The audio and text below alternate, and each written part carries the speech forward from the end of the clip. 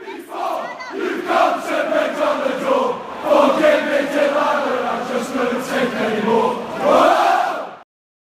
Welcome back to this week's Stat Show, and before we look at the leading candidates to replace Mark Hughes, we're going to be having a look at Stoke's new signing, Maurice Bauer. Now, Bauer's defensive stats aren't anything that really stands out, and they're pretty average on a whole, but his crossing stats are really good, especially when you compare them to the rest of the Premier League. Here we've compared him to the best crossers in the Premier League on volume of crosses, so Trippier, Neom and Suarez, and we can see that Bauer is putting in more accurate crosses than anyone else in the Premier League at the minute. And this attacking support from defensive players has really been lacking for Stoke so far this season. So hopefully with Bauer's pace and ability to put a ball into the box, Stoke can stretch opposition teams more, which should hopefully ease pressure on the defence itself. Now moving on to the big discussion over the past few days for Stoke fans, and that has been who is going to replace Mark Hughes, and the media have QUIQUE Sanchez-Flores and Martin O'Neill as leading the race to replace the Welshman. As we can see, both of the managers have pretty similar statistics, and there is nothing that desperately stands out.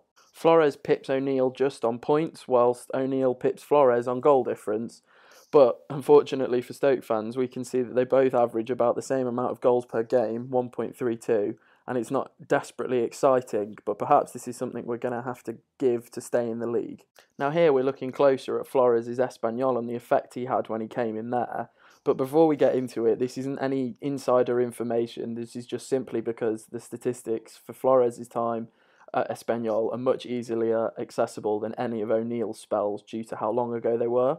Now we can see that when Flores came into the Espanyol team, he immediately tightened them up. So you can see here the expected goals for and the expected goals against drop massively. This is good signs for Stoke, maybe not for exciting football, but perhaps that there's going to provide a tenacity and a defensive organisation that should be able to keep Stoke in the league. Now you can see that the XG against flies up at the start of this season, but this is skewed by the fact that Barcelona absolutely nailed Espanyol 5-0, and as you can see it drops straight back down as soon as that game has come out of the 15-game average which this is based on. There are clear similarities between Espanyol before QUIQUE Sanchez-Flores took over and now at Stoke. As we can see, Espanyol's XG is really high just before QUIQUE Sanchez-Flores comes in, before that line there.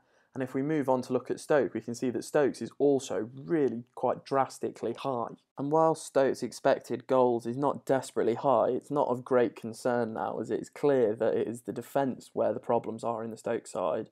We've conceded the most goals in Europe so far, and have already conceded more goals than we did in the 14-15 season. So hopefully a manager like QUIQUE Sanchez-Flores can come in and can shut up that defence and ensure that Stoke become a hard team to beat towards the end of the season, which will hopefully keep us in this league. That's it for this week's Stat Show. Let us know who you want to be in charge in the comments below. If you've enjoyed the video, leave it a like and subscribe to the Bear Pit TV.